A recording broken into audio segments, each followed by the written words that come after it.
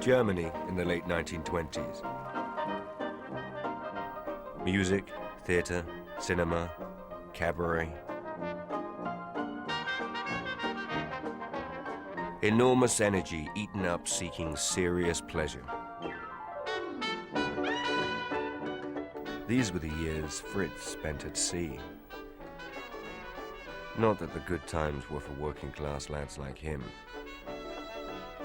Meanwhile, Hitler saw the nightclubs and found them shameful. He'd begun to see himself as some hero of old, his mission to slay the monster of democracy.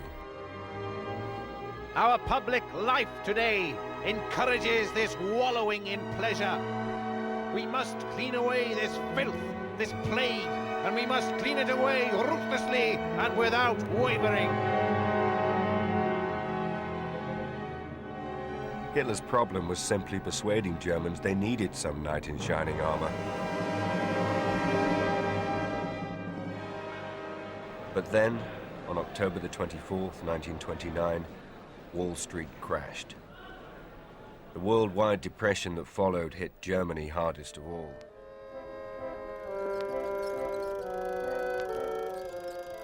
With some satisfaction, Hitler realized his day had come. Such contentment. Never in my life did I feel such contentment. To see hard reality open the eyes of so many millions of Germans deceived for so long.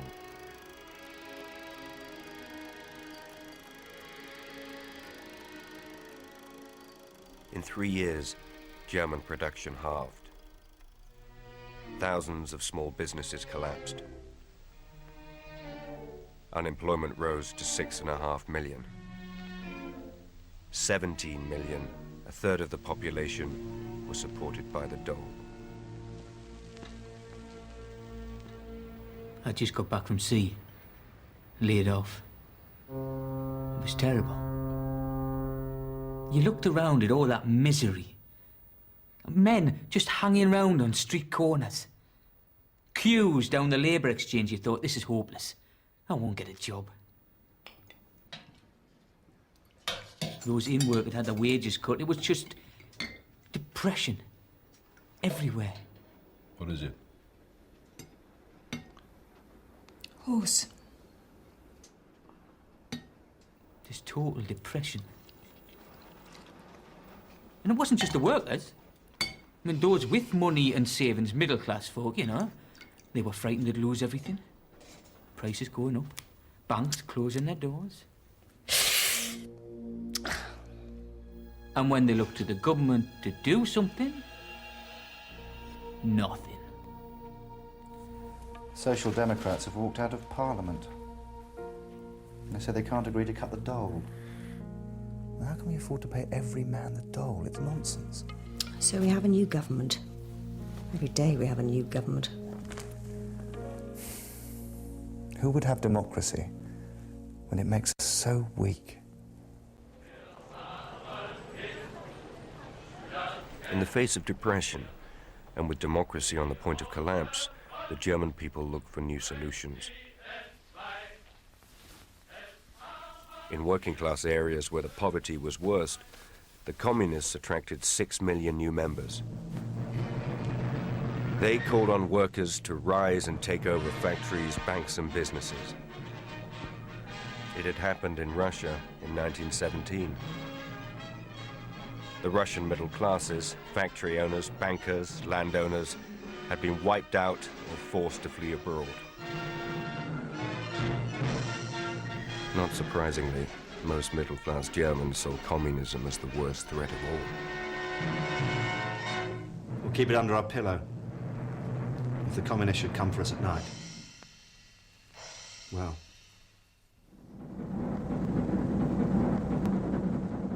Into this confusion, the Nazis emerged as something new.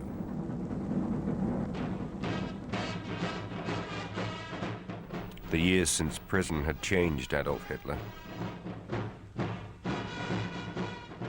No longer the shuffling figure of the early newsreels, Now he was uniformed.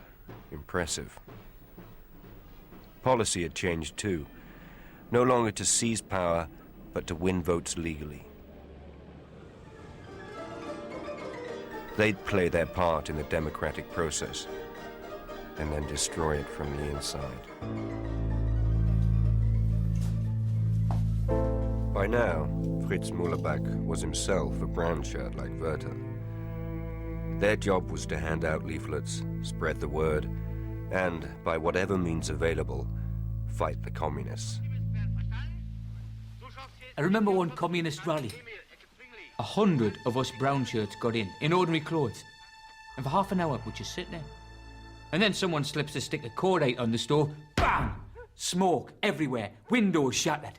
So, we stand up. Put on our caps, swastika armlets, and give the salute. The Reds start shouting, running about the place like a load of rats on heat, making for the doors. So, we smash the chairs, like we'd been taught. And armed with the chair legs, we'll go for them. Do as much damage as you can before the police arrive. It was all quite deliberate. The Nazis wanted chaos in the streets. Chaos showed the failure of democracy. It made their solution more attractive. You wear it in public? Got one for you too, if you want it. They've no respect for the law, you know. They're just bullies. Yes. Well, at least they're not gutless. And if they're not afraid to take on the communists, we shouldn't be ashamed to say thank you. In 1928, Hitler polled just 800,000 votes. In 1930, he polled 6.5 million. The Nazis, from nowhere, were now the second largest party in the country. The grateful middle classes had much to do with it. But that doesn't explain Fritz Mullerbach. Working class, unemployed. He had nothing to fear from the communists. So, why? These boys, they left school, no factory, no workshop gave them a job. And now the Nazis promise work and bread. And for this, they storm into working class areas. Because they are without work and without hope. Fritz lived on 8 marks, 40 pfennigs a week unemployment benefit. 5 marks on rent, 1 mark on sausages bought from a stall outside the labor exchange, 2 on bread and basics, 10 pfennigs on insurance, paid to the party in case he got injured fighting communists, and 30 pfennigs on tobacco. And 90% of his troop were unemployed like him. But to say they joined the Nazis out of desperation, no work, no hope, that's only half the story. Straight up. I can't tell you how wonderful it feels.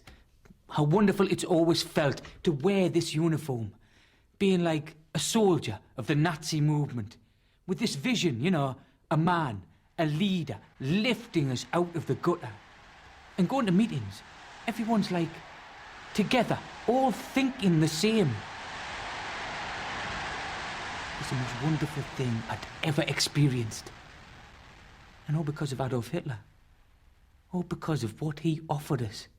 What he could do for us. I mean, we just listened like...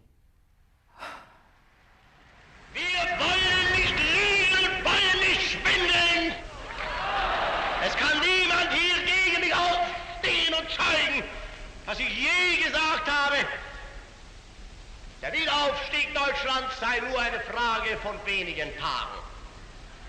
Immer und immer wieder predige ich, der Wiederaufstieg der deutschen Nation ist die Frage der Wiedergewinnung der inneren Kraft und Gesundheit des deutschen Volkes.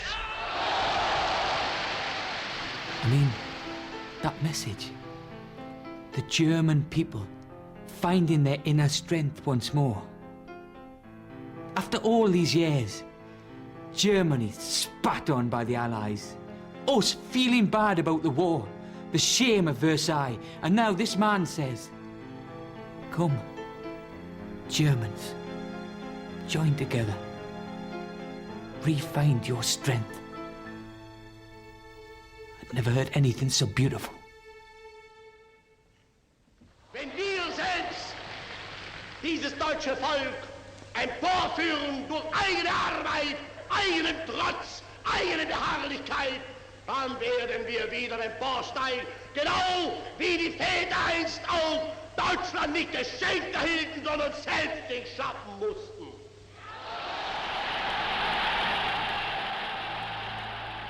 Without Hitler, the Nazis had nothing.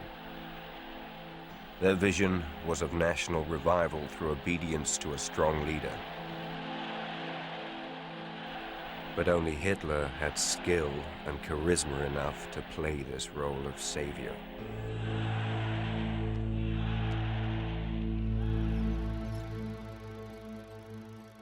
In July 32, Hitler took 13.5 million votes, a third of the total. In January 33, as leader of the largest party in Germany, he was made chancellor. Within a month, he'd had the Communist Party banned. Freedom of speech, freedom from arrest, he'd sweep away. The transformation of Germany into a Nazi one-party dictatorship would begin.